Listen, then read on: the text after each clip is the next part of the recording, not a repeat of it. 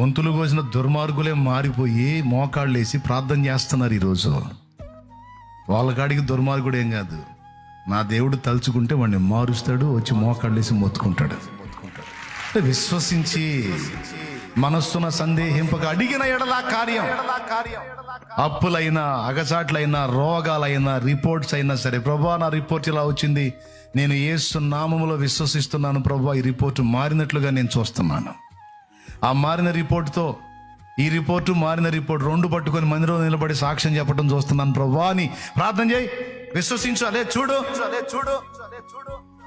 నీ శరీరంలో మార్పులు నా దేవుడు చూపిస్తాడు, చేస్తాడు ఆయన కార్యం. ఎందుకంటే అలాంటి చాలా సాక్ష్యాలు ఉన్నాయి. వాళ్ళ విశ్వాసం అది గొప్ప కార్యాలు, మామూలు కార్యాలు కాదు.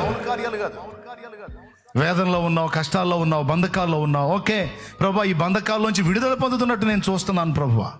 విశ్వాసంతో